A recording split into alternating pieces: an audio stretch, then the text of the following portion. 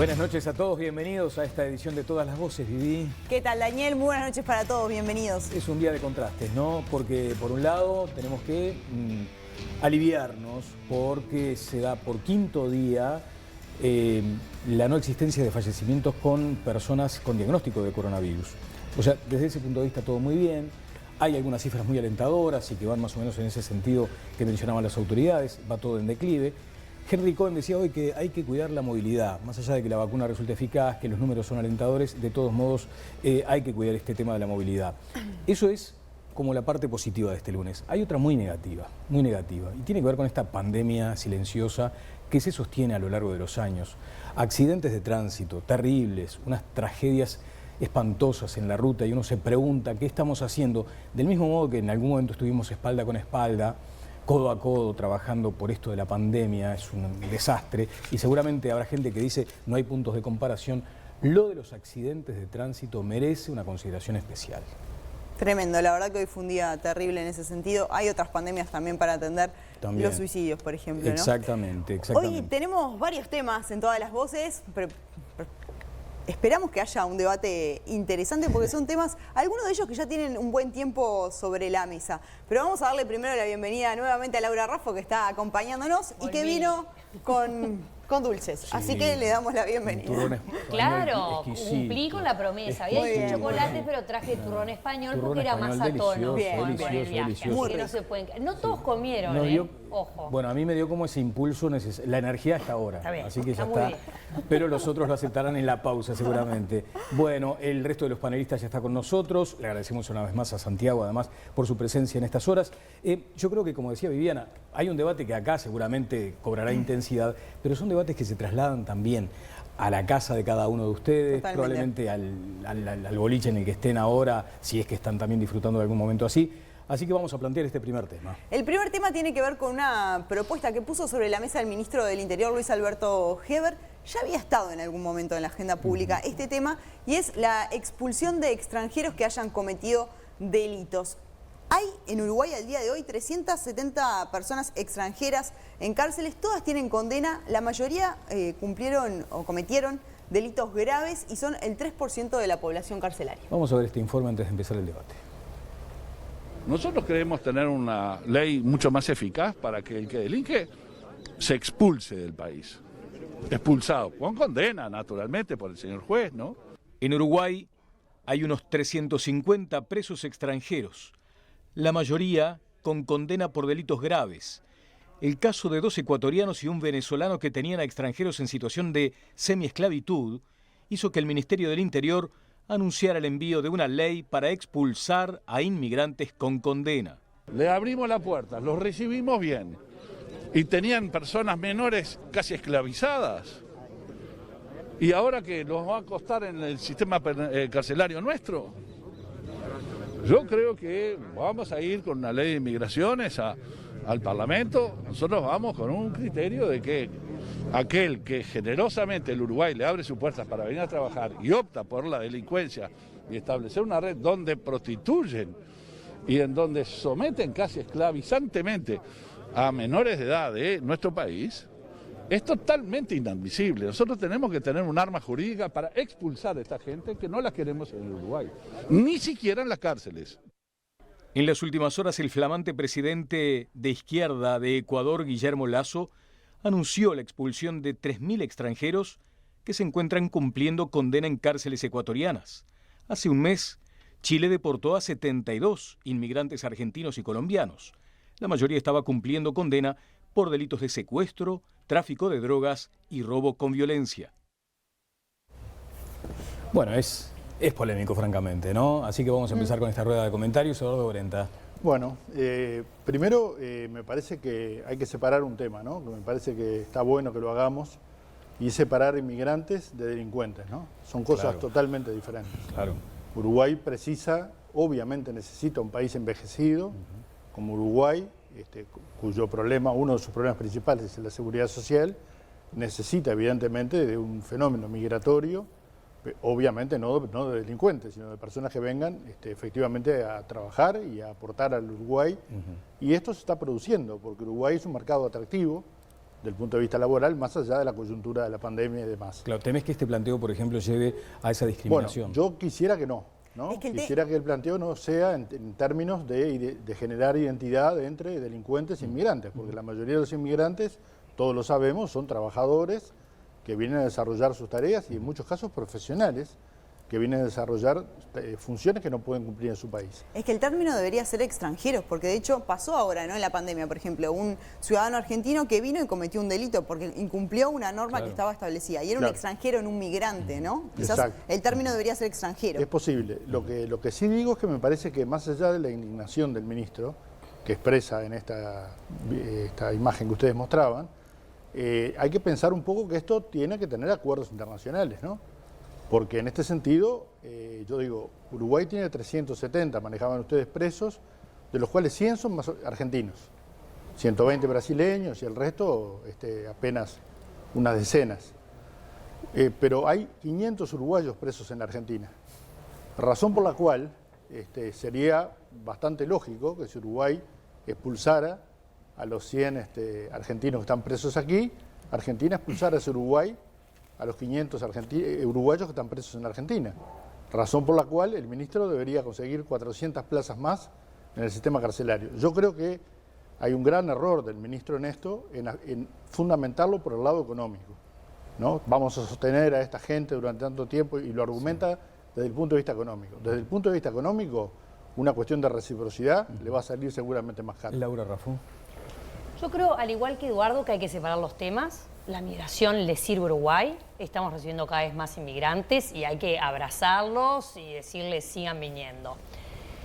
Cuando alguien delinque, siendo uruguayo o extranjero, tiene que primero ser condenado, tener una condena firme, y si tiene una condena firme, existe en el derecho comparado, por ejemplo, en España se acaba de reformar el Código Penal, y existe la posibilidad de expulsión de un extranjero cuando hay una condena de más de un año o lo que fuera. Yo creo que lo que habría que esperar es a que se presente este proyecto como para determinar, creo que no se refería el ministro a los presos que actualmente están en las cárceles, sino a partir de ahora qué tipo de medidas se tomarían con una nueva legislación que pudiera contemplar que en determinados casos, quizás cumpliendo una parte de la condena acá, como pasa en Argentina. En Argentina, cuando un preso cumple la mitad de su condena en Argentina y es extranjero, puede ser luego enviado a su país de origen. De hecho, hay un caso muy simbólico, que es el de Mario Vittete, el del robo del siglo, que la gente lo ubica por la película de Francella, que estuvo 7 años presos en Argentina y que ahora está acá viviendo en San José, porque cuando lo enviaron para Uruguay no es que siguió cumpliendo condena acá. Entonces hay que ver bien a qué tipo de condena se refiere, a partir de qué plazos se daría esa extradición a su país de origen, y hay que poner todas las cartas sobre la mesa, pero sin lugar a dudas, sin que eso signifique la posibilidad de que los extranjeros sientan que no son bienvenidos en el Uruguay. Bien, en el año 2013, cuando ocurrió lo de Vittete, el ministro del Interior, Eduardo Bonomi, puso el tema sobre la mesa y quería de hecho aplicarlo. Y en ese momento una de las voces que estuvo en contra fue quien hoy está al frente de la inteligencia del Estado, Álvaro Garcés, porque decía, en cierta medida se va a invitar a que los extranjeros vengan a Uruguay, porque si hacemos lo mismo que Argentina, les decimos, cuando cumplan la mitad de la pena se van a su país y se van libre, no es que van a cumplir condena en su país de origen. Bueno, ¿no? De hecho, a nivel mundial, yo lo que estuve investigando es que a nivel mundial lo de la expulsión cayó un poco en desuso, porque es como que también te facilita, delinco y me expulsan, no cumplo condena. ¿Fernando? A mí lo primero que me parece es, yo puedo entender la indignación del ministro, porque justamente se está refiriendo a un caso que es bastante atroz, ¿no? Es una cosa especialmente llamativa. La sensación que me deja la idea de que hay que mandar un proyecto de ley, hay que no sé qué, es de que estuviéramos bajo alguna clase de peligro inminente de que esto fuera de que esta situación sea una cuestión inmensa que nos está avasallando. Pensando que son algo menos del 3% de la población carcelaria, y de que la tasa de delitos dentro de la población de extranjeros, que yo prefiero hablar de extranjeros y no de inmigrantes, porque en inmigrantes ya aparece también una cuestión casi que de clase, que no está nada buena, ¿no? Recuerdo el caso de aquel sindicalista argentino en Maldonado con su mansión, que seguramente no entraría dentro de ninguna estadística inmigrante, pero que era una ficha de cuidado, ¿no? Pero a lo que iba, la tasa de delincuentes dentro de los inmigrantes es idéntica a la de los uruguayos, es decir, no nos estamos enfrentando a una situación en la que se esté generando una situación de urgencia en la cual se necesita una ley. De hecho, Uruguay tiene herramientas para expulsarlos. Sí, claro. Lo que decía el ministro es que esa situación se prolonga en el tiempo, etcétera, entonces se necesita algo más efectivo. Yo creo que ante la cantidad de problemas que está enfrentando el ministerio y que tiene que enfrentar, suena como más a un exabrupto o a una cuestión dicha más en caliente que al reflejo, o sea, el hecho de que estemos discutiendo esto ahora pareciera que estamos en una situación catastrófica, y yo creo que no es tal. Brenta decía, voy a ir contigo, Pancho, decía dos cuestiones, ¿no? Una tiene que ver con ese cálculo casi aritmético. Nosotros le enviamos a 100 y nos vienen 500. Y después ese concepto que manejó Heber es justificando la expulsión por no mantenerlos, Fay. El problema que tenemos cuando hay panelistas tan inteligentes es que todo lo que uno pensaba decir ya lo dije. Ese es un riesgo de hablar último. Ahora, dicho lo cual, primero, quiero quebrar una lanza por el ministro.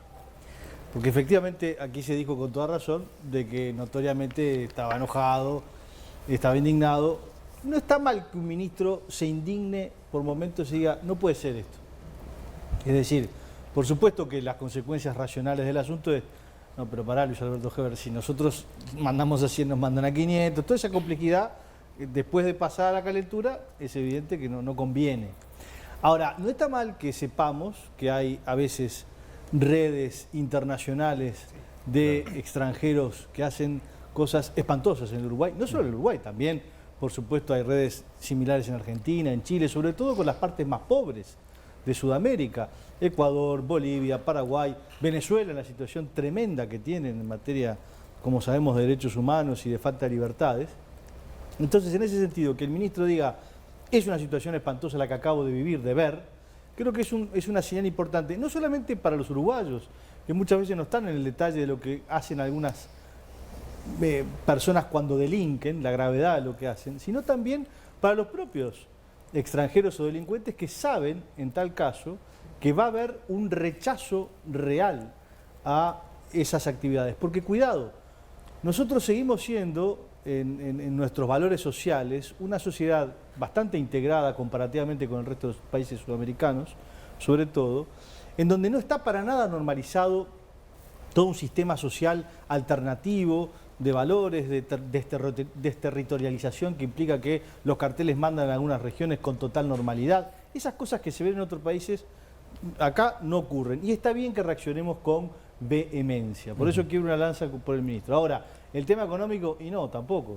Porque si tenemos, como decía Eduardo con toda razón, hay que, si vamos a tener un déficit, o sea, van a venir 400 uruguayos más de los argentinos que mandamos, tenemos que tener más cárceles. Y ese es el problema de fondo. Ahora, acá el problema de fondo es que tenemos que tener más cárceles, tenemos que tener más lugar para que no haya hacinamiento. ¿Cómo influyen los estados de ánimo de la gente, ¿no? Cuando hay una aseveración de este tipo, en este caso por parte del ministro del Interior?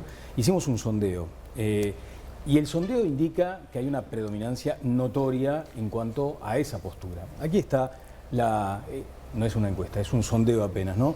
Dice, deben ser expulsados los extranjeros que delinquen. Allí se emplea además el término extranjeros, ¿no? Para justamente hacer la precisión que les mencionaba Viviana. Y por el sí hay un 72,3%, casi que no compite el no, un tímido 15%. Y después habíamos puesto, según el delito cometido, casi un 13%. Allí hay un estado de... Porque la primera reacción es de enojo, por supuesto. Sos extranjero, te recibe el Uruguay con mucha alegría, por cierto, porque es un país muy amén, muy digamos, amable, empático, amable. Y vas a delinquir. La gente se calienta, con toda razón. Después hay que pensar fríamente, ¿no? La única forma de hacerlo sería esa, hacer como en Argentina, y que en definitiva si nosotros te mandamos, el otro país mande también, porque de hecho Argentina nos mandó a Vitete, por ejemplo, y nosotros no le mandamos a nadie. Porque acá en Uruguay no solo pasa eso, sino que además el extranjero que comete un delito tiene que terminar de cumplir la pena y un tiempo, o sea, ¿no? Somos bastante exigentes con eso. Sí, yo igual la indignación del ministro la puedo entender porque estamos hablando de un fenómeno de trata de personas, ¿no? Claro. Sí. Eso me parece que es muy grave, Y ¿no? explotación. Lo que sí me parece que está bueno aclarar que la trata de personas se da en determinados sectores del mundo del trabajo en particular y muchas veces por uruguayos, no por extranjeros. Hablo del servicio doméstico y del trabajo rural como dos lugares claros donde se han constatado además casos en los cuales el Estado ha intervenido sancionando y aplicando penas en casos de trabajadoras domésticas peruanas, bolivianas y demás que son traídas desde el exterior a trabajar en casas de uruguayos. O sea que... Las domésticas dóciles de las que hablaba Mujica, diciendo bueno, que nos tenían que mandar eso, ¿te acuerdas? Esas trabajadoras, no me acuerdo, pero esas trabajadoras domésticas que nosotros, a mí me tocó intervenir en un caso bastante delicado, en una oportunidad, deberíamos mirarlo con atención y no indignarnos quizá con los extranjeros, sino con las personas que practican eso, independientemente que sean extranjeros o sean uruguayos. Yo creo que la indignación con el delincuente es algo normal en cualquier ciudadano de bien, ¿no? Indignarse cuando alguien comete un delito.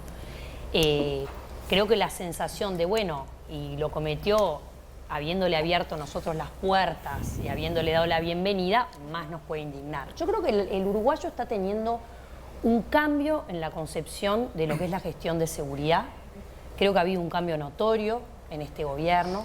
Creo que hay una mejora en la seguridad y que en tren de esa mejora lo que se apuesta es a seguir avanzando hacia una sociedad donde tengamos menos rapiña, menos robos, menos homicidios. El uruguayo empieza a sentirse más seguro y por eso es que cuando surgen estas situaciones como la trata de personas, que es algo realmente desagradable y que cualquiera puede indignarse, es que uno reacciona con esa vehemencia y está bien que nos choque y está bien que queramos convivir en una sociedad donde cada uno respete la diversidad, donde cada uno abrace tanto al inmigrante como al conciudadano, pero donde todos nos tratemos con respeto. Sí, yo creo que un efecto colateral, no lo creo yo, lo creía el fallecido ministro Larrañaga, cuando comentando la diferencia que había con la gestión de su cartera respecto a los momentos anteriores, él decía que las cifras, al haber aumentado las cifras de gente en cárceles, también era una señal de que había cambiado algo en la gestión. También lo señalaba Larrañaga, ese aumento en las cifras, uno de los efectos colaterales que tuvo fue que Uruguay volvió a tener, después de que no lo tenía desde 2013, volvió a tener un récord de ¿cómo se llama? Hacinamiento crítico. Uruguay está en el 133%, es decir, hay 133 presos por cada 100 plazas carcelarias. Entonces, eso tiene unas consecuencias de impacto directo en quienes están en las cárceles. Yo sé que lo que se acostumbra es hablar de la gente que está en las cárceles como si fuera gente irrecuperable o gente que no merece o que perdió derechos o lo que sea. Pero de hecho no es así. En algún momento esa gente va a salir de la cárcel. Claro. Entonces, si vos tenés, como pasa ahora, según cifras del comisionado, del informe del comisionado parlamentario de cárceles, vos tenés que, por las condiciones carcelarias existentes en Uruguay, por ese hacinamiento crítico, vos tenés que prácticamente 9 de cada 10 presos no tienen la menor posibilidad de rehabilitarse. Te está quedando renga la política en el sentido de que estás efectivamente quizás sacando gente peligrosa de la calle, pero la estás mandando a un curso acelerado de mayor peligrosidad adentro de la cárcel. Ahí hay dos precisiones, ¿no? Una tiene que ver con aquellos críticos que dicen que una gestión no puede medirse por el grado de prisionerización, o sea, que definitivamente si hay más presos es probable que haya más gente capturada, pero que no demuestra que el sistema funcione. Eso como primera cosa. La segunda, todos hemos escuchado acá, me parece, en algún momento, aquella cuestión de los infiltrados, las bandas a las que les interesa incorporar a alguno de sus actores a las cárceles, porque desde allí operan. Y operan con prácticas que, como se decía antes, se tenían algunos códigos a nivel de la delincuencia aquí en Uruguay, bueno, las barren a todas. Porque además está allí planteado el asunto, el primer comando capital, por ejemplo, integraba gente en la cárcel, infiltraba ese es el punto también, ¿no? Los extranjeros cómo han operado en las cárceles uruguayas, ¿no? El primer comando capital, el tema de los cajeros, ¿te acordás? Había gente chilena que estaba involucrada en eso también. Entonces hay ahí también otra cuestión, Y se transforma en lo que se dice siempre, pero una universidad a mí me gustaría- del delito pesado. Sí, Fernando. Señalar un detalle respecto a eso. Acá estamos hablando, en los casos que ustedes mencionan, estamos hablando de bandas que ya están organizadas seguramente en origen y que vienen acá a delinquir porque encuentran que es o más redituable o más lo que sea. No conozco la cabeza de una banda criminal. Pero digo, y otra cosa muy diferente es el inmigrante. Que no es alguien que pertenezca a una banda en el país de origen, ni viene acá con la menor intención. Yo por eso señalaba las cifras. Menos del 0.4% de los inmigrantes delinque. Entonces, el 99,6% de los inmigrantes, de alguna forma, y esta encuesta, yo sé que Twitter es una alcantarilla, entonces no es el mejor fiel de la balanza, pero lo que muestra esto es que señalar, colocar y poner en el mismo enunciado expulsión, inmigrante y delito genera efectos sociales. Xenófobos. Yo diría de turba. Sí, creo que no es a lo que se refería el ministro, ¿no? Creo que claramente estaba hablando de un caso en el cual se había delinquido y que cualquiera de nosotros hubiera dicho, bueno, sí, no Sí, quiero pero ni gente siquiera acá. los ministros controlan los efectos totales de las palabras y de los enunciados. Claro. Sin duda. que Sí, no. no, hay que tratar de jamás generar efectos xenófobos, estamos totalmente de acuerdo. Sí, yo creo que el ministro del Interior no es un ministro cualquiera, ¿no? Ha sido históricamente el ministro político del gabinete y tiene que ser extremadamente cuidadoso en sus afirmaciones, ¿no? Heber fue un parlamentario siempre muy expresivo, digamos, pero en este rol es un rol diferente, ¿no? Donde el ministro del Interior tiene que ser aquel que transmite tranquilidad, calma y certeza, sobre todo respecto a lo que afirma, ¿no? Entonces, uno puede comprender las reacciones humanas, pero también el rol que tiene asignado el ministro del Interior hoy es un rol muy importante, ¿no? Es el que está al frente. Y estoy dejando pasar Sí. esas cifras Bueno, es el que de está la al frente caída de porque estamos entrando en otro tema. Sí, bueno, pero Y entremos porque también Laura lo acaba de incorporar, ¿no? Sí, sí. O sea, es el titular de un cambio de política, más allá de que haya heredado Bueno, la gestión Larrañaga. yo, quisiera mencionar una cosa que me parece muy alentadora que ha sucedido en los últimos 2 días. Intervenciones de algunos legisladores, recuerdo a Ope Pasquet, que mencionó precisamente la necesidad de reformar un artículo que fue aprobado en la Ley de Urgente Consideración, que tiene que ver con el ingreso. Habrán visto todos el caso de una mujer que con 4 hijos que ingresó algo así como 40 gramos de marihuana, o intentó, mejor dicho, no consumó el delito porque no logró ingresarlo, 40 gramos de marihuana, y fue penada con 4 años de cárcel sin posibilidad de redimir. Esto me parece que es una cosa muy importante, porque en la Constitución dice que las cárceles no serán para martirizar a la gente, no sé los términos exactos, pero en realidad sí para recuperarla. Y esta pena no permite redimir, por lo cual esa persona va a pasar como mínimo esa cantidad de años. Ya hay legisladores que han votado esta ley que están reconsiderando, mejor dicho, están considerando la posibilidad de modificar este artículo, porque está pasando lo que decía Fernando recién. En realidad, el crecimiento de la población carcelaria se está dando por algunos delitos que no ameritan penas de ese volumen, ¿no? Una pena de 4 años y que además tiene la contradicción de no permitir ser redimida, ¿no? Por lo cual no se estimula la recuperación, que es lo que creo que todos coincidimos aquí, debe promoverse cuando alguien es llevado a un centro de reclusión. Sí, de todos modos quería plantearte eso, ¿no? Se está encarando acá. El 37% de los delitos han caído en el mundo en el marco de la pandemia. Estos son datos O sea, cayeron los delitos en Uruguay por la corriente internacional digo, fruto de la pandemia. Yo creo que está claro, esto lo dicen todos los organismos internacionales, 37% han caído todos los delitos y hay modificaciones de los delitos. Además, cuando la gente está en su casa, ¿no? Obviamente reaparecen Hace rato que no estamos algunos en las delitos. casas, ¿no? Hace un tiempo. Y hace siguen un tiempo, bajando. Los y yo digo, homicidios, las rapiñas, perfecto. cada Lo que sí uno me de los parece delitos ha ido bajando. Creo que es la que- gestión de seguridad no solo es algo que ha cambiado radicalmente y que la gente está muy conforme, sino que es uno de los principales pilares de apoyo al gobierno. Creo que es algo que como que no se puede negar. Yo creo la que hay que gente está evaluarlo conforme en el con marco la del gestión. desarrollo de la coyuntura que ojalá dure, ¿no? Que ojalá transitemos de aquí en adelante, que es una coyuntura normal sin pandemia. La reaparición de algunos delitos, como el delito de fraude, estafa, etcétera, en muchos casos obedece a nuevas formas de delinquir producto de que la gente no está en la situación que estaba antes, ¿no? Entonces, me parece que para echar campanas al vuelo, porque en realidad echaríamos todos, ¿no?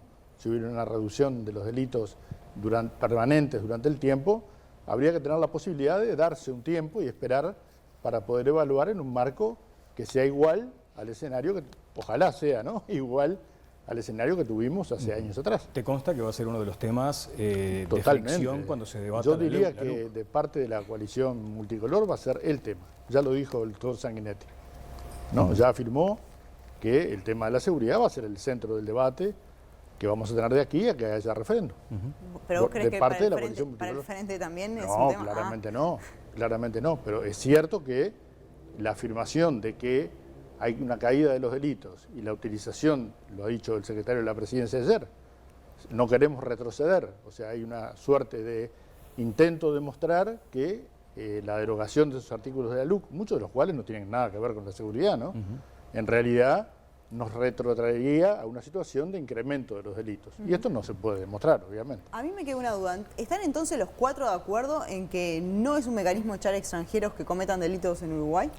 Yo no dije eso, yo lo que dije es que hay situaciones de derecho comparado en otros países y que habría que evaluar cómo se implementa la medida, a partir de qué tipo de condenas y si deben cumplir una parte en el país y luego otra parte afuera.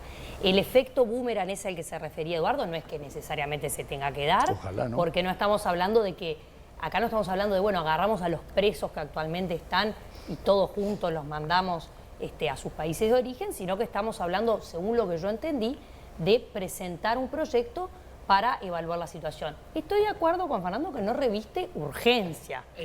Sí. Ese era mi matiz también. No reviste urgencia, pero me parece que es algo que se puede evaluar. Ese mecanismo existe también en otros países. Yo lo que señalaba era eso. Dentro de las 35 prioridades que debe tener el Ministerio, No es yo una no colocaría reviste ese tema. urgencia, estoy de acuerdo. Y por eso decía, me parece que lo del ministro es más una reacción en caliente que un plan maestro al respecto, ¿no? Y yo lo que digo es que en realidad se entiende lo que dice el ministro, la calentura que tiene hablando en criollo, pero cuando bajás a tierra no tiene sentido económico, tampoco tiene sentido porque te van a pedir reciprocidad y hay más uruguayos presos en el exterior que extranjeros presos en Uruguay. Por tanto, tampoco conviene hacerlo. Bueno, o sea, no es un debate político a dar en este momento. No, mejor dejarlo. Mejor dejar. Bien. No, claro. No es urgente. Lo que sucede también es que cuando asoman este tipo de pronunciamientos, aquí veíamos en el sondeo, decía Fernando, Claro. parece una turba con las antorchas encendidas. Claro. Bueno, hay mucho de eso también cuando empezamos a rascar un poquito en la condición de cada uno de nosotros, ¿no? claro. Tenemos como tics en ese Y sentido. te calienta, claro. Pero y sí. A ver, ¿por qué van a venir gente a delinquir acá? Mirá, bueno, puede pasar lo propio en Ahora, Argentina, en otras partes. Está bueno, pero Yo no les pregunto, en términos generales, ¿no somos una sociedad que también pone ahí como todavía? todas las encuestas no dan eso, ¿eh? Todas las encuestas Pero vos dicen sabés que, Sí, a pero ver. vos sabés que nosotros tenemos una encuesta que hicimos con el Centro de Estudios Metropolitano, es solamente en Montevideo, y si bien la gente en su mayoría decía, no, en mi barrio no se discrimina, cuando ibas y preguntabas, bueno, pero Montevideo es una ciudad amigable con las mujeres, con los inmigrantes, la mayoría decía, bueno, no es tan amigable con los inmigrantes. Hace unos Entonces, años, perdón, Sí, sí. ¿puedo una acotación chiquita? Claro. Hace unos años, me acuerdo haber ido a una charla que daba el sociólogo Rafael Baice en el Colegio de Abogados, no sé qué. Entonces, señalaba una cosa muy particular respecto a un estudio parecido. Cuando preguntaban, estoy hablando de años 90 y pico, preguntaban a la ciudadanía, sí, ya sé, muchos años, no te me rías. Me quité hace unos años, pero pensé que era hace poco. No, está. Bueno, Ok. hace ya un montón de años. tiempo. Y Baice decía una cosa interesante, decía, habían hecho una encuesta.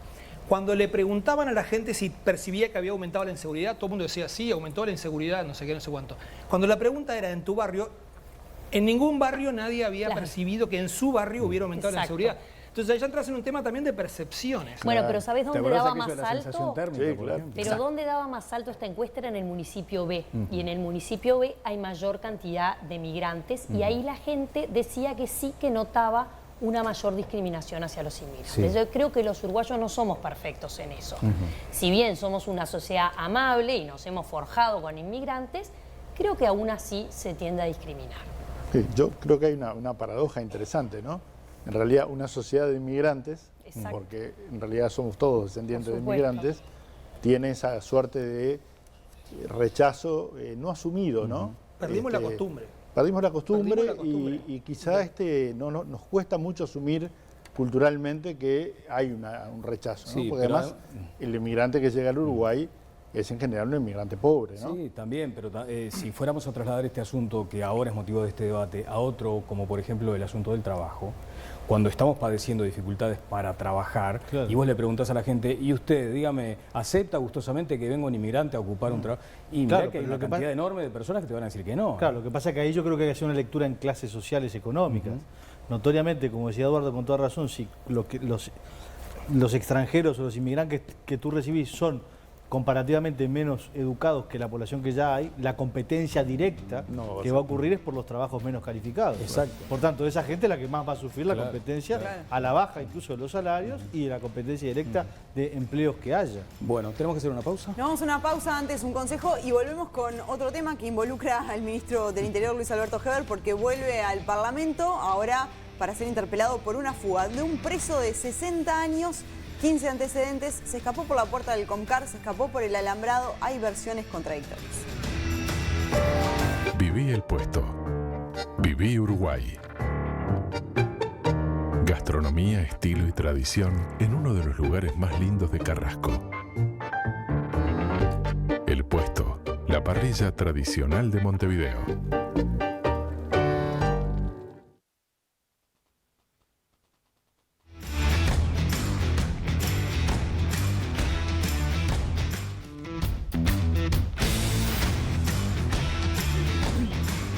Seguimos adelante aquí en Todas las Voces. Hace algunos días aquí en Telenoche informábamos de estas contradicciones. Contradicciones que llevaron a un nivel de tensión, crispación en el propio elenco gubernativo, porque allí estaban involucrados en principio dos ministros o dos ministerios, Sí. el del Interior y de Defensa. Sí, totalmente. Primero se dijo que el preso de 60 años, 15 antecedentes, era un narcotraficante. Después se dijo, bueno, era un narco menor, traficaba en la mayor. cárcel, consumía, no era un narcotraficante como se dijo. Se escapó por la puerta principal del Comcar, ¿no? Y después que se había escapado por el alambrado perimetral. Ahora ahí saltó Defensa, es decir, los militares que están trabajando no detectaron ninguna abertura en el perímetro, que Sí. además no es uno, son tres, ¿no? También, exactamente. Y después se muestran ropas como que pertenecían a este hombre y el hombre niega que sean de él. Y ahí empiezan los exámenes de ADN para determinar eso. Vamos a este disparador, si les parece, y avanzamos en el debate. Será un caso atípico para la política uruguaya. El ministro Luis Alberto Heber volverá a ser interpelado. En la primera ocasión, hace menos de un mes, lo fue por el contrato de concesión del puerto de Montevideo, que rubricó siendo titular de transporte. Su próxima comparecencia, a pedido del Frente Amplio, será en su rol de ministro del Interior y por la fuga de un preso. El uso del mecanismo parlamentario ofuscó al oficialismo, que considera exagerada la postura de la izquierda. Cuando el delincuente Hugo Pereira cruzó los límites del Comcar el pasado 14 de agosto, no sabía que desataría una tormenta política. El preso cayó 12 días después, tomando un refresco en un bar céntrico. En horas, las versiones de un lado y otro fueron cambiando. De ser un narco que se había escapado por la puerta del establecimiento, pasó a ser un delincuente común, con 15 antecedentes, que cruzó los tejidos perimetrales. Las circunstancias en las que el preso se fugó no son claras y es uno de los aspectos que quiere dilucidar la justicia. A nivel político, el Frente Amplio encontró otro punto donde pegar. Para el oficialismo, la postura de la oposición es un circo, según dijo el diputado Felipe Schipani. El propio secretario de la presidencia, Álvaro Delgado, se declaró sorprendido por la ofensiva política. En otros gobiernos, los presos escapaban y no los encontraban, dijo Delgado, aludiendo al caso del capo de la mafia italiana, Rocco Moravito. Bueno, ¿es posible emparentar acaso la situación de este preso fugado con Rocco Moravito? Empiezo por aquí ahora la ronda. Laura. Para nada, por supuesto que no es posible. Para empezar, este es un preso fugado y recapturado. Ya está en la cárcel de nuevo. Yo creo que en este caso... La hizo fácil, estaba en pleno centro de Montevideo, La hizo ¿no? muy fácil y lo recapturaron. Pero la cuestión acá que está en juego es si esto se ha transformado, ha pasado de ser un tema policial, un tema muy político, y claramente ha pasado a ser un tema político. Creo que el Frente Amplio en este caso no está siendo una oposición responsable, creo que está tomando una medida excesiva ¿Y por qué digo esto? Yo me tomé el trabajo de hablar con las bancadas, ¿no? Con los parlamentarios.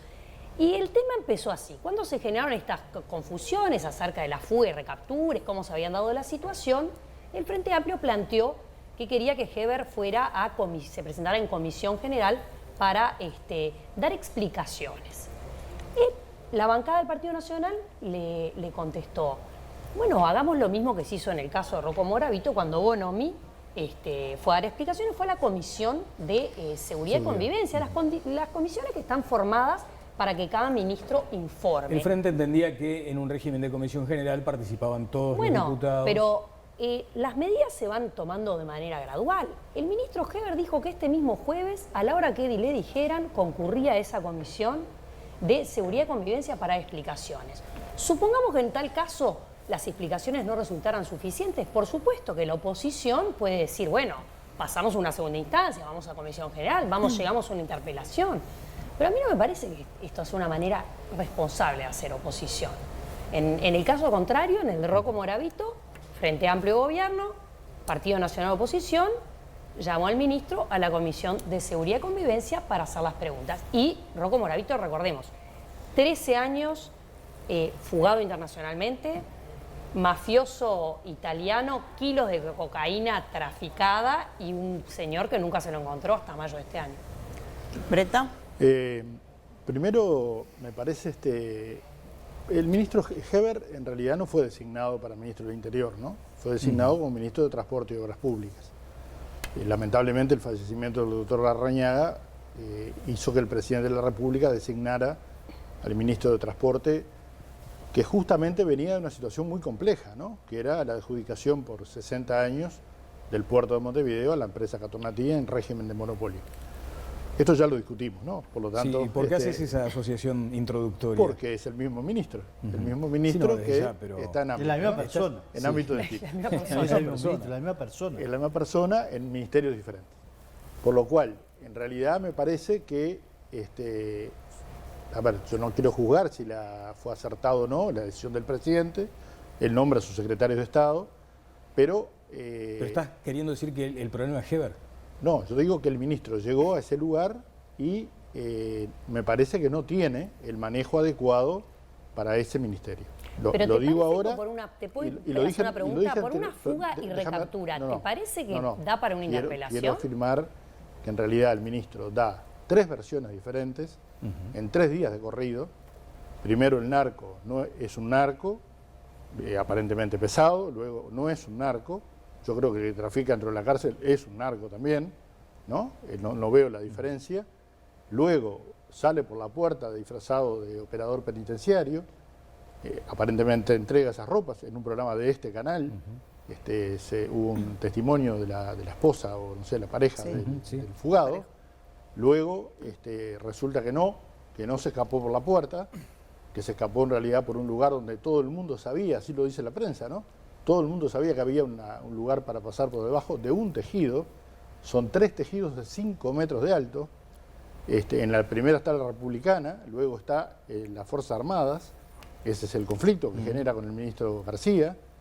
Entonces, me parece que hay un manejo absolutamente desprolijo de todo un hecho grave, ¿no? Que se produce donde en realidad aún hoy no sabemos cómo se escapó, por dónde se escapó, quién es el responsable, a pesar de que ya hay medidas tomadas, porque hoy se desplazó a 4 cargos del Ministerio del Interior a nivel de cárceles, no sé con qué razón, porque también hay denuncias de funcionarios vinculados al sistema carcelario a otros funcionarios, con cargos políticos.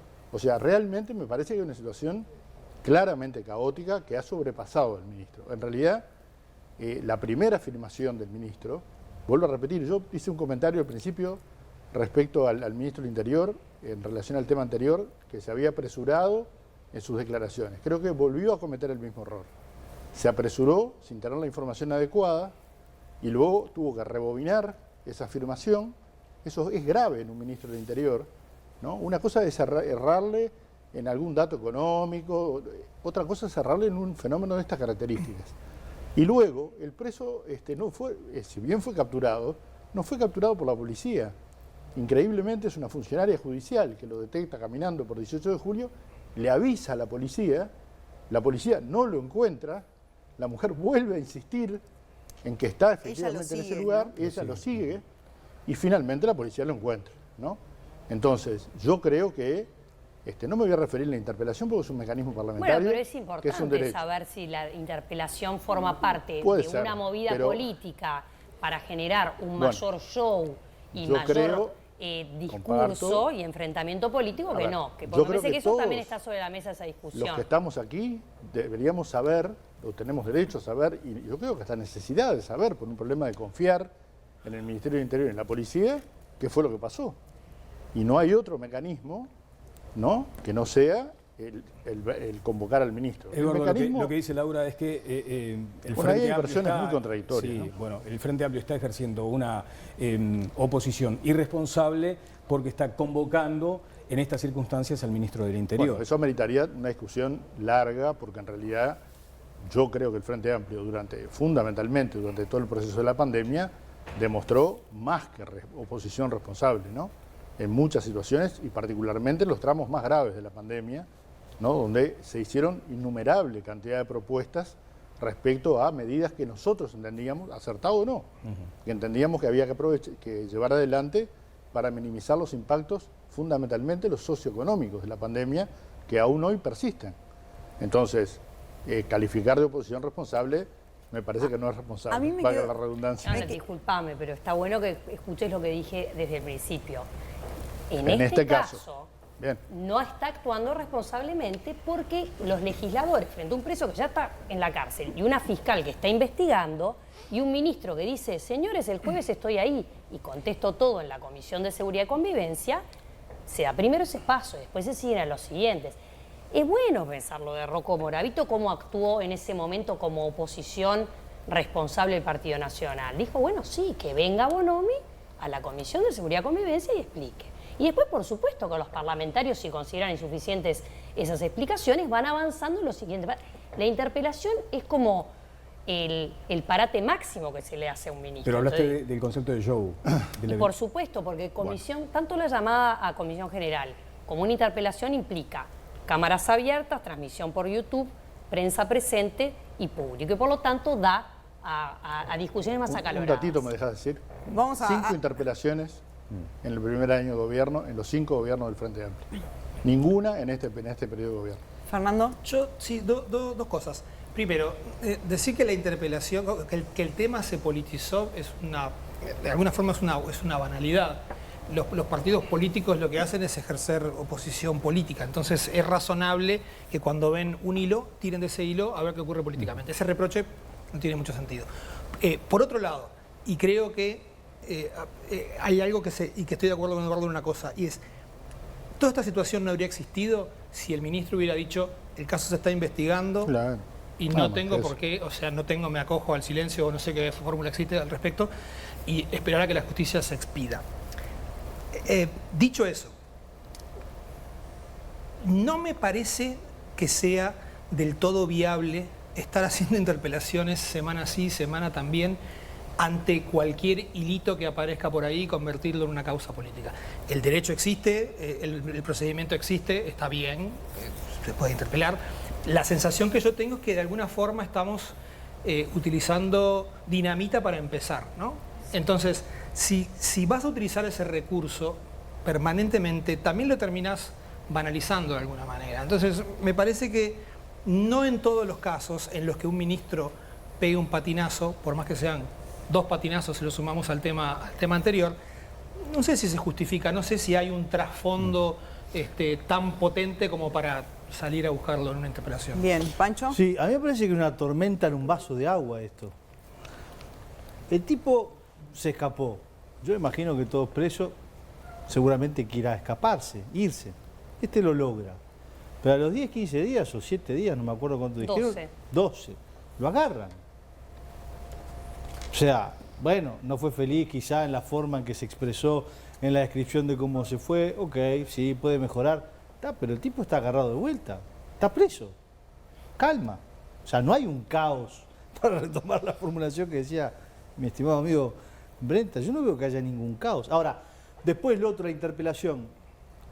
Es notorio que el Frente Amplio, en su rol de oposición, con la pandemia de por medio, con la crisis de liderazgos por otro lado, con un papel de nuevamente que lo sitúa en un porcentaje similar al del 99, con una baja incluso a nivel de intendencia, se está tratando de encontrar qué camino es el mejor para hacer oposición. Y en ese sentido me parece que es exagerado que el primer paso sea ir a una interpelación al ministro por este asunto. De vuelta, si se hubiera ido, si se hubiera tomado armas, si se hubiera generado una banda de narcotraficantes que hubieran puesto la bomba en la prisión, bueno, está, pero se fue y lo agarraron. Entonces, no hay caos. Creo que es exagerado nuevamente ir a una interpelación, pero es libre de hacerlo el Frente Amplio. Como bien decía Fernando, creo que al final se van a terminar desgastando esos útiles que para algunas circunstancias creo que son muy importantes. Y en definitiva es una oportunidad que le dan al gobierno y al oficialismo de salir a defender toda la política de seguridad, que sin ninguna duda presenta resultados muy buenos y que es incomparable con otros puntos del mundo. Yo no creo en esa comparación completamente tirada de los pelos de que en el mundo bajó 37% y acá también, no, pero el mundo no hay una entidad mundo que se compara con Uruguay. Hay Argentina, hay Chile, hay Brasil, hay Estados Unidos, o sea, hay países, hay regiones entre los países, hay países que cerraron más a la población, otros que la encerraron menos. Uruguay no tuvo obligación de encerrarse como tuvieron otros países, no solamente bajó el delito de rapiña y de hurto, bajó principalmente el de homicidios. Acá sí hay un único motivo por el cual haya perdido las elecciones en el año 19 del Frente Amplio, si hubiéramos que llevarlo como en la perspectiva de Max Weber a un único motivo, es el de la inseguridad. Bien. En donde subieron, déjame este último dato de memoria, del 17 al 18 subieron de 20.000 a 30.000 rapiñas. Ahora, con esto que decía Eduardo, ¿no? 5 interpelaciones en el primer año del gobierno del Frente. Y lo que decía Laura también de, bueno, ahora esto, por una fuga, lo dijeron varios también, por una fuga común interpelar al ministro Heber. ¿No da la sensación de que se perdió un poco el respeto al mecanismo de interpelación? Que ya todos sabemos lo que va a pasar, además van a estar horas, Heber va a hablar de Morábito, el Frente va a hablar de determinadas cuestiones, no va a pasar nada, ya sabemos lo que pasa. Entonces, en definitiva, ¿no se ha también alivianado esto que antes tenía mucho mayor relevancia la interpelación a un ministro? Bueno, algo ya pasó, ¿no? Fueron removidos 4 cargos del Ministerio del Interior. Por algo fueron removidos. Sí, eso realmente no lo sabemos. Estaba sobre la mesa antes. No trajeron a nadie nuevo. Cambiaron de lugar al otro. Yo lo que digo es que hay consecuencias. No sé si son desechos. Eso es lo que me parece que el ministro debe aclarar ahora. Yo escuché 5 años pidiendo la renuncia del ministro del Interior. Nadie pidió la renuncia del actual ministro del Interior, ¿no? 5 años. Bueno, no le reiterados. puede pedir la renuncia al ministro del Interior que ha bajado los crímenes y parar. No, Heber no ha bajado nada, ¿no? ¿Pero cómo no? Si siguen bajando. Heber recién llegó hace una semana. Bueno, pero está bien, pero es una gestión larga. Bueno, la gestión fue de Larrañaga, ¿no? La gestión fue de Larrañaga y ahora Heber llegó al ministerio. Ahora, si es irresponsable 2 interpelaciones en 18 meses, es bastante más irresponsable 5 cada 12 meses. Sí, a mí me pasa con eso una cosa que decía Viviana que tiene que ver con y que es un poco el argumentario que escucho. A mí como ciudadano no me sirve que me digan, no, porque ustedes interpelaron 5 y antes interpelaron 7 y después lo que deberíamos mirar es qué resultados se obtuvieron de todas esas interpelaciones y de qué manera eso sirvió para mejorar algo de lo que se proponían mejorar las interpelaciones. ¿Y qué está detrás? Las mayorías parlamentarias. ¿Las mayorías parlamentarias no han debilitado el mecanismo de interpelación? Bueno, todos terminan igual. Sí, capaz que no sé si el mecanismo, lo que pasa es que el mecanismo de interpelación es útil cuando la entidad del asunto justifica la interpelación. Ahora, también cuando es un asunto con una profundidad que requiere esas horas de análisis y de preguntas. También hay una cuestión asociada a la propia configuración, la conformación actual de la coalición gobernante, porque hay un socio crítico, ¿no?, que es Cabildo Abierto, que ya ha manifestado en otras circunstancias, yo prefiero escuchar y primero escuchar y luego decidir. Por lo tanto, aquella cuestión de la previsión, hasta por ahí nomás. Que ahora la mayoría puede fallar. Y no lo sé. Ahora, también una cuestión que parece ser legítima en el terreno político, es debilitar a aquella persona que vos, es como En el boxeador, cuando vos ves que hay un costado, un flanco que te lo ofrece porque está debilitado, empezás a golpear ahí. No, ¿Es lo yo del creo que Frente aquí Amplio? el objetivo no es golpear, el objetivo es esclarecer. El objetivo no, o sea, ¿ustedes convocan una interpelación a Heber para acariciarlo? No, yo creo que para esclarecer la situación que Sí, se fantástico, genera. pero vos sabés lo que va a generar ese Y debate. yo creo que las explicaciones del ministro, ¿no? Por eso, pero... Eso es lo que tiene que hacer. Y, Pero si la y los justicia- legisladores de la tu justicia está partido, ¿qué van a investigando, decir? Hay una Van a fiscal interrogar investigada. al ministro ¿No lo van a respecto debilitar? ¿No a van a los hechos. pretender debilitarlo? Pero, ¿qué quiere decir debilitarlo? Y justamente pegar en un flanco que puede considerar el Frente Amplio, que es el No, que pero está a más ver, pero abierto. no es un problema del ministro con el Frente Amplio, es un problema del ministro con los uruguayos. El ministro tiene que explicarle a los uruguayos qué pasó. Pero el ministro se ¿No? ofreció a ir pasado mañana a la Comisión Bueno, de perfecto, Seguridad y yo Convivencia. desconozco Frente el Amplio proceso. pero yo me averigüé, Pero podía averigüé haber todo el ido proceso para poder perfectamente. opinar con También los con legisladores información. pidieron entrar al Pero CONCAR y fíjate no lo le curioso, permitieron. Bueno, pero ese es Eduardo, un- fíjate qué curioso esto. Yo sí El entré ministro varias veces. ofreció ir este jueves a la Comisión de Seguridad y Convivencia y el Frente Amplio quería citado para el 16 a la Comisión General. Y él ofreció ir este jueves. Y esa oportunidad no se dio, porque dijeron, no me sirve, vamos a la Comisión General y si no, la interpelación. Pero ¿no era bueno este jueves tener al ministro contestándole a todos los legisladores de esa comisión que es específica para tratar estos temas y que son supuestamente Pero que los por más mayoría expertos? podía resolver que las declaraciones sean satisfactorias Pero y ahí si- con eso frenabas una No, porque tú instancia ahí futura. podés, si el Frente la Amplio comisión no considera puede que resolver nada. las preguntas no fueron contestadas de manera satisfactoria, perfectamente Ahí se sí puede tenían que ir a pasar la interpelación, a la porque la Comisión de Asamblea General Interpelación. ya- Pero yo tengo una No pregunta. hubiesen tenido los votos. ¿Qué explicaciones puede dar el ministro? Es una pregunta porque no sé qué es. ¿Qué explicaciones puede dar el ministro cuando el caso lo está siendo analizado por una fiscal en la justicia? Bueno, por lo pronto, ¿cómo se dan los cambios de versiones, no? Desde que era un narco a que no era un narco, desde que Pero esa respuesta ya la dio Bonomi. Bonomi, el otro, salió hablando en Azul hace 2 días, creo ayer, y dijo que seguramente le cantaron una cosa y después le cantaron otra. Bueno, pero dio ahí- su Y, opinión. decía- Bueno, y pero ahí también tenemos Bonomi un decía problema, algo que me ¿no? parece interesante de alguien que estuvo no sé cuántos años A en el ver, ministerio. pero- Decía, difícilmente sea responsabilidad del ministro porque es una cosa que pasa a un nivel muchísimo más. Responsabilidad directa, ¿no? Responsabilidad Pero tú siempre del dijiste ministro. recién una cosa muy, muy acertada. El ministro tenía que haberse callado, porque precisamente ha tenido fuentes diferentes. La primera fuente le dijo determinadas cosas y la segunda fuente le dijo otras. No, no, Razón que por la yo cual no- la yo no actitud dudo más que eso es un responsable error. del ministro. Yo no dudo que eso es un error, pero tampoco dudo que el Frente Amplio le va a pegar una piña política con esto. A ver, No dudo Depende, que pero por el supuesto ministro que puede tiene tener que aclarar explicaciones el más que ministro. suficientes A mí para me parece esto, ¿no? bien que vaya el ministro y que aclare. Claro, que A aclare. mí me parece que el instrumento de la interpelación, hay que aclararlo políticamente, capaz, institucionalmente. A ver, la interpelación lo que pone en juego, que no pone en juego la comisión específica ni la comisión general, es la posibilidad luego de la censura. De la moción. Ahí está. Cosa que no se hace La moción de habitualmente. censura es una moción importante porque si ocurre, se tiene que expedir esa Cámara para ver si efectivamente lo apoya o no. Perdón, y si se no lo presentó apoya, ahora con Heber, ¿no? Con el sí, exactamente, tema acaba de del ocurrir. Catón Bueno, pero eso ocurre Hace con la años, interpelación. Si no hay interpelación, no hay posibilidad de esa censura. No, claro. Está, pero por eso. Entonces, lo que está poniendo implícitamente el Frente Amplio, que hay que explicar a la gente, es la posibilidad de la censura. De tirar a un ministro. Sí, ahí va, de ponerlo en la... Entonces, yo lo que digo es que por una tormenta en un vaso de agua no va a caer.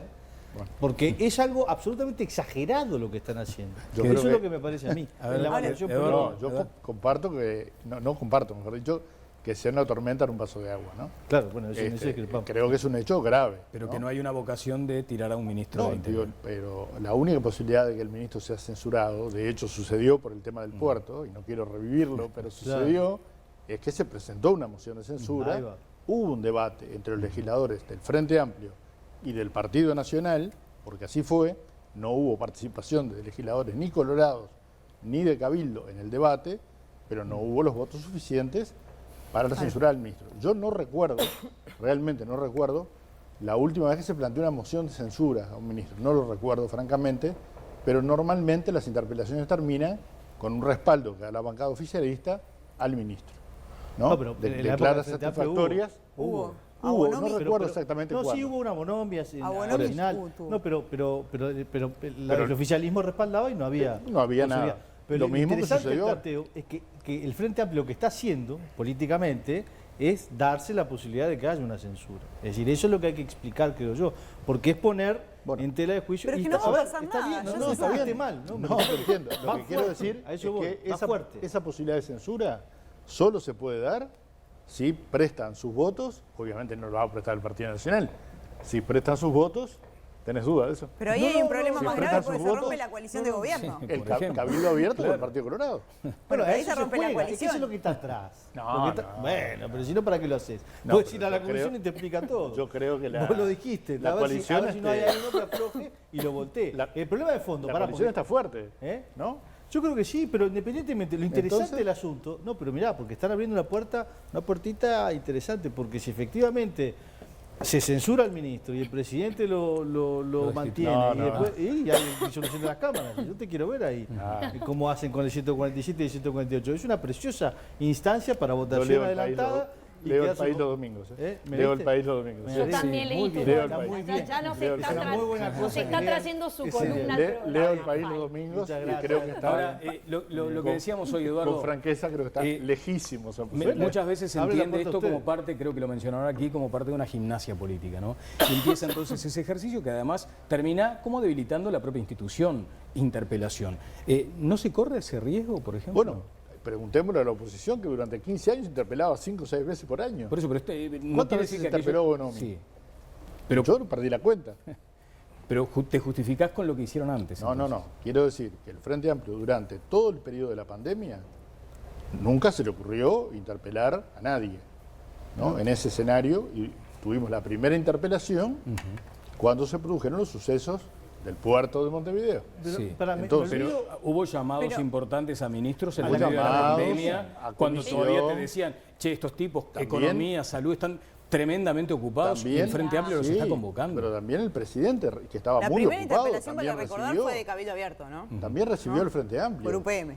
Y también en la interpelación al ministro Gebras, a 3 horas antes, Cabildo Abierto tenía una moción distinta a la Pero de la mayoría. más allá de lo que hizo el hoy gobierno, Es la antes democracia. oposición y ahora el frente, ¿cómo evaluás esto? No sé, por lo menos esta sensación que da de pérdida de importancia de la interpelación, porque en No, definitiva Yo no comparto no eso, compartís porque- que- no comparto esto en que ese antes se sentido. cuidaba más, Yo creo que cuando... Bueno, yo no sé si antes se cuidaba más, francamente. se cuidaba más el llegar Bueno. a la interpelación. Antes primero había un régimen diferente, donde había largas intervenciones de horas y horas, porque no había limitación de funcionamiento en la Cámara. Eran interpelaciones que duraban días. Yo creo que la interpelación es una oportunidad, tanto de la oposición, de mostrar aspectos en los que difiere de la gestión del gobierno, como del gobierno de mostrar lo que hace bien, entiende que hace bien. Entonces, en las interpelaciones, más allá de que no haya consecuencias, y las consecuencias se pueden entender como la caída del ministro, la única consecuencia que puede pasar, cosa que no va a pasar, lo que sí me parece que aporta mucha información.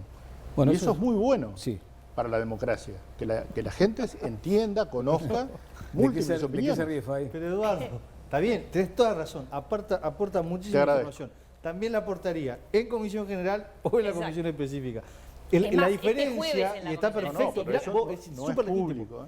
Pero es Las súper comisiones legítimo. no son públicas. Sí, pero ahí está. Pero lo que quieren entonces es la parte se conozca. pública No, y es la comisión parte de la específica responsabilidad del ministro. Puede entrar cualquier legislador, no Sí, por- pero no es pública. Pero bueno, pero todos los legisladores pueden estar presentes. No, La y ahora diferencia además con es- el COVID es menos pública. Está bien, pero la diferencia es la valoración política, que es súper legítimo. El Frente Amplio quiere que haya la posibilidad de una censura. Está bien, pero digámoslo claramente y fijemos que eso es un tema prioritario porque notoriamente hay un impulso tras de otro de alguna forma, golpear Yo creo que si el desde una ministro posición. hubiera dicho lo que decía Santulio recién, Estamos en hubiera dicho investigación. estamos investigando, no había interpelación. Vamos a la pausa.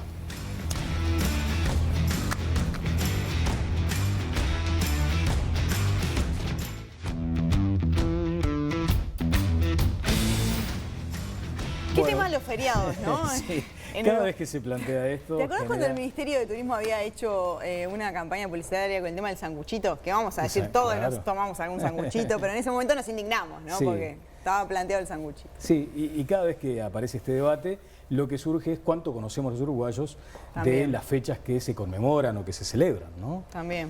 Bueno, vamos a escuchar primero esto, a ver. Ustedes saben, lo he comentado, que no soy partidario del traslado de los feriados. Los feriados tienen una función aparte de la vacación o el recreo, tienen la función de recordar, de saber, de alguna manera imbuirnos en la historia nuestra para saber quiénes somos como nación, lo que nos une y mirar hacia adelante.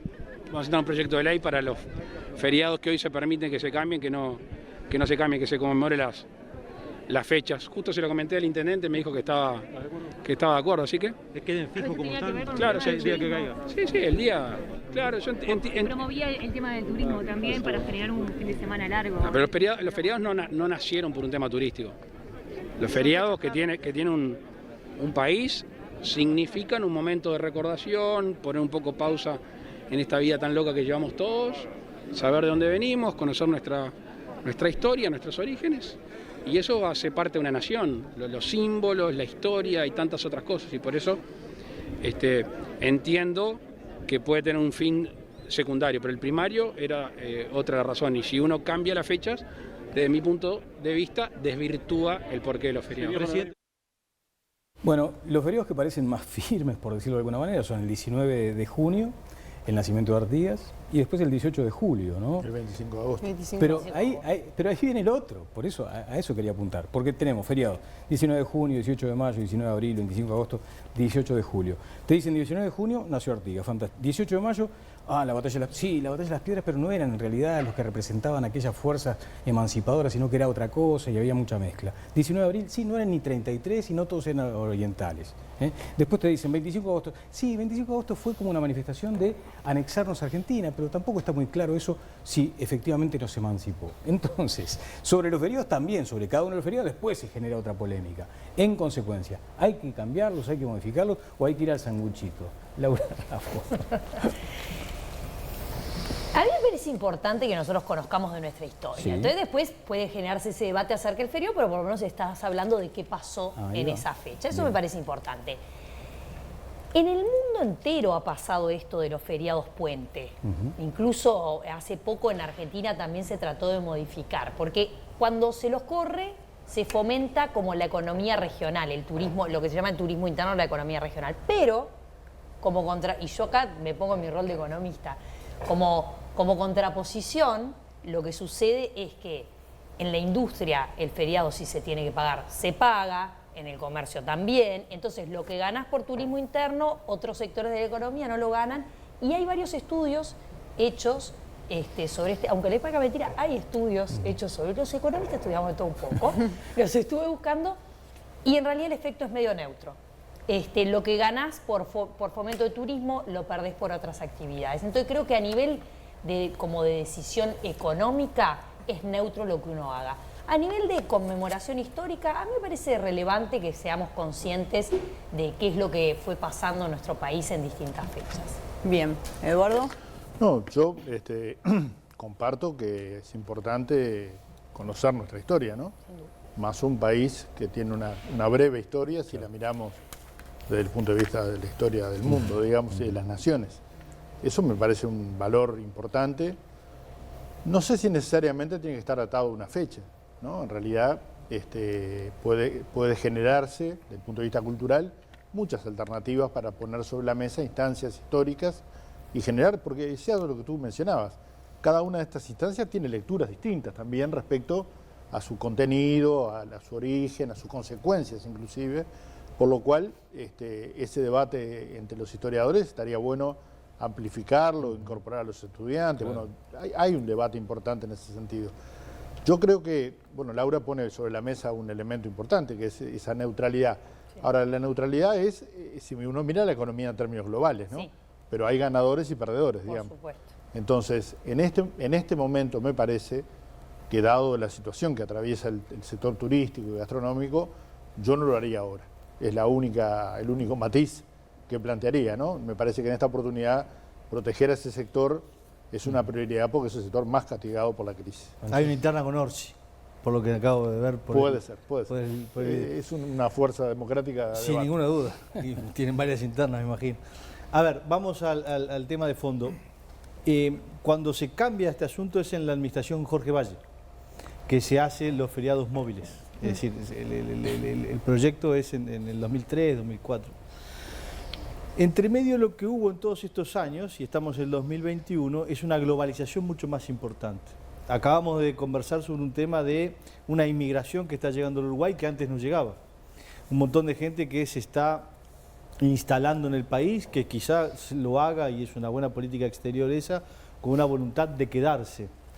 Una de las cosas que nos enseña la pandemia, creo yo, es que somos colectivos nacionales, que tenemos identidades diferentes. Las formas en que los países reaccionaron con relación a esta pandemia fueron distintas y muchas veces respondieron a identidades nacionales diferentes. La forma en la que respondió Alemania fue distinta que la de España, etcétera, etcétera, Uruguay con relación a Argentina, etcétera. Me parece que es muy importante en el contexto de mayor globalización, de mayor movimiento internacional de gente, que nosotros nos detengamos a darle valor nuevamente, importancia, a las fechas históricas que hacen a nuestra identidad, no la de corto plazo, no la de los últimos 50, 60 años, que es un debate permanente que vuelve sobre el Uruguay, sino la del siglo XIX también y sobre todo, que hace que allí esté el germen de por qué somos nosotros Uruguay y Argentina es diferente, a pesar de que es tan cercana a nosotros cultural Firmás el y decreto, socialmente. Pancho, firmás el decreto. Sin ninguna duda. Pero no creo que me llamen para hacerlo. Pero sí lo firmo. ¿Pero lo firmás por el 18 de mayo, 18 de julio y 25 de agosto? Lo firmo por las principales fechas patrias, que cada una de ellas, como bien decían ustedes, genera debate, pero está muy bien que así sea, porque si hay debate quiere decir que hay reflexión al respecto. Bien. Pero por tanto hay vuelta sobre el tema. Y que la identidad está viva. Exacto. Y se la mantiene viva. Y se la reinterpreta. Exacto. Muy bien. A mí Estamos de acuerdo. Bien. A mí una de las cosas que me pasó cuando me fui a España, yo pensaba que Uruguay tenía un montón de feriados. Estaba convencido de que había una cantidad de feriados y decía, ¿cómo es posible que tengamos tantos feriados? Llegué a España, que oficialmente tiene menos feriados que Uruguay. Pero aquí que en España, además de los feriados nacionales, tenés feriados en cada uno de los niveles intermedios. Entonces, por ejemplo, hay feriados en Cataluña, pero no solo en Cataluña, hay feriados en Barcelona. Yo vivía en Castelldefels. Había feriados de Castelldefels que no coincidían con los feriados de Barcelona. Entonces, la cantidad de feriados, entre laborables, no laborables, interpretables, no sé qué, es demencial. O sea, en España hay 5 veces más feriados que en Uruguay. Una cosa disparatada. ¿Por qué traigo esto? Porque más allá de la lectura que se le... Parte de la discusión es, hay demasiados feriados. En España hay una cosa que se llama el puente de la Constitución. O sea, ya no es la firma de la Constitución. A las fechas se le llama el puente. ¿Por qué? Porque todo el mundo ya va a hacer puente, va a hacer el sanguichito, ya se sabe qué es eso. Los operadores turísticos venden paquetes para esos días porque está así establecido. Yo estoy de acuerdo con una cosa que dice Eduardo y también estoy de acuerdo con una cosa que dice Pancho. Efectivamente está bien recordar la identidad y no sé qué. Y me pareció muy interesante la explicación que daba el presidente de la calle Pau al respecto. Una perspectiva interesante sobre unos hechos que muchas veces uno los pasa pensando en dónde se va a ir y no pensando en lo que significa la fecha. Pero estoy de acuerdo con Eduardo en que en este momento en particular, recién saliendo de la pandemia, podría llegar a ser mejor. Es horrible, pido políticas de Estado, pero después digo que hay que patear las cosas un poquito para adelante. Estamos hablando del sector. Pero digo, me refiero Hoy quiere tirar todo para adelante. Yo dije que no me represento ni a mí mismo todo. Lo aclaré antes. No, pero me parece que sí, que en este caso... estamos hablando además de la afectación sobre el sector más golpeado por lejos. Claro. Entonces, me parece que está muy bien plantearlo, pero hagámoslo dentro de cuando sepamos quién quedó, porque aparte de ese sector vamos a saber quién quedó. Porque hay mucha gente, mucho empresario que quedó por el camino y hay que ver qué pasó con ese sector. Yo me dejaría la decisión para un poquito más adelante, estando de acuerdo con el contenido. Pateaste todo para adelante, pero nos dejaste la sensación de que tenemos pocos feriados, o sea que tenemos un motivo para reclamar. Ahora con España tenemos pocos feriados. No, que ese es otro tema, equiparar públicos y privados. Bueno, ese es otro tema, ¿no? Vamos todos por los públicos. Bueno, por ello. Estimadísimos amigos, hasta aquí esta entrega de Todas las Voces. Nos reencontramos el próximo lunes. Que pasen bien.